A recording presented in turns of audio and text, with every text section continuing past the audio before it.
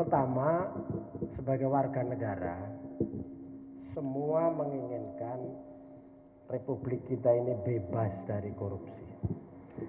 Republik kita ini republik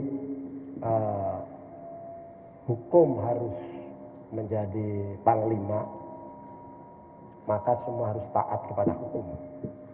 Dalam konteks Caimin, sebetulnya kita kaget. Kasus 2012, setelah entah 2 orang, entah 3 orang yang sudah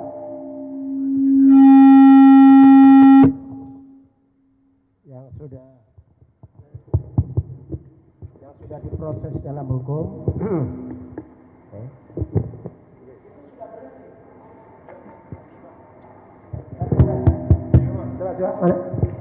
Halo? Nah, halo? Jadi harus didekatkan begini. Enggak ada, sudah lama sepi, sudah lama enggak kelihatan, enggak ngapa-ngapain, ya kan? Selama berapa tahun? 2012? 11 tahun? 13 tahun? 11. 2012, 13, 14, 15, 16, 17, 18, 19, 20, 21, 22, 23. Itu 13 tahun. Enggak ada kelanjutan proses itu. Sudah enggak ada selesai. Tiba-tiba begitu Caimin dideklarasikan menjadi calon wakil presiden, tiba-tiba muncul dari KPK. Terus kita yang waras, yang sehat walafiat, masa mengikuti begitu saja pikiran dari KPK? Tentu ada pikiran yang berbeda. Ini ada apa ini?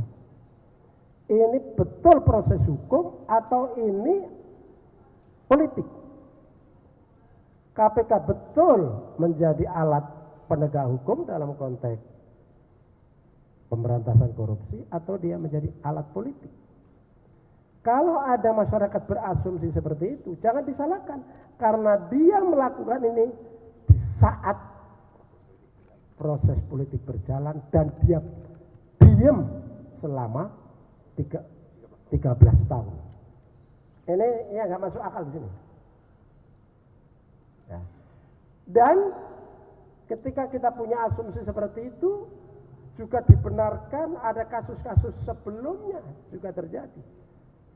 Anies Rashid Baswedan yang urusan Formula E jelas tidak ada masalah apa-apa,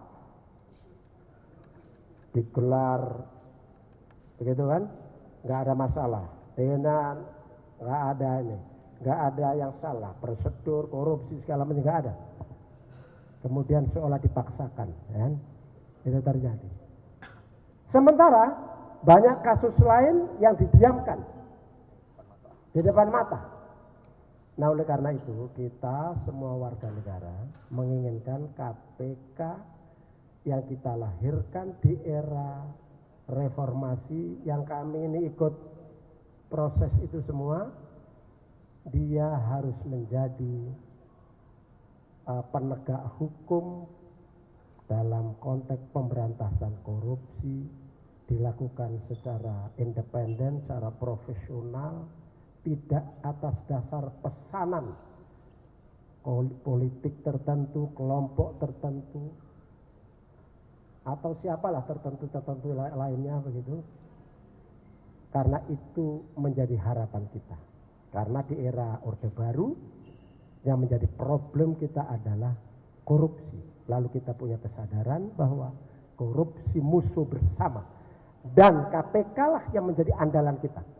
Tapi akhir-akhir ini KPK ya letol seperti ini, di bonsai seperti ini, kita semua sedih. Dan ke depan saya kira kita harus punya komitmen yang sama. KPK harus berdaya, KPK harus independen, pimpinan-pimpinannya harus orang-orang yang punya integritas, bukan orang-orang yang titipan sana sini, kemudian ketika mereka menjalankan amanahnya tidak amanah, bahkan zalim. Di satu sisi dengan cara KPK seperti itu, kalau dia gunakan alat politik, dia memenggal warga negara yang kita anggap memiliki potensi untuk memimpin negeri ini. Hanya gara-gara orang tertentu kemudian menggunakan alat KPK, dia dipenggal dari situ. Kita sedih. Itu kerugian bangsa dan negara. Saya kira begitu. Ya, Bella.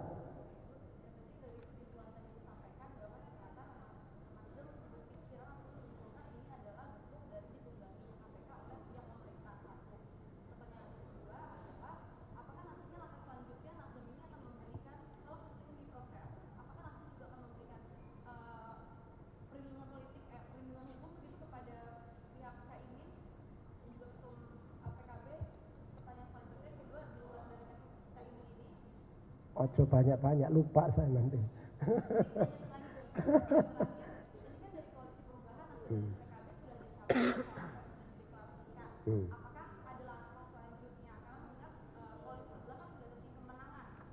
Ya. Jadi pertama kita tidak otomatis mengatakan ditunggangi, tapi punya persepsi bahwa kita curiga ini langkah KPK ini tidak murni hukum. Dan ketika kita punya persepsi atau asumsi seperti itu, insya Allah kami tidak salah. Karena dia mengumumkan memeriksa Caimin itu persis setelah deklarasi. Nah, yang kedua, kita menyarankan Caimin sebagai salah satu warga negara Indonesia, elit politik dipanggil, ikuti aja, kerjasama, proaktif ya namanya, proaktif. Tapi kami yang memang sudah sepakat bulat pasangan Anies Muhaimin, apapun yang terjadi, kami semua pendukungnya akan membela sampai kapanpun.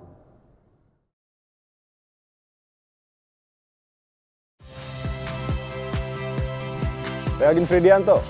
Saksikan terus program-program Kompas TV melalui siaran digital, pay TV, dan media streaming lain.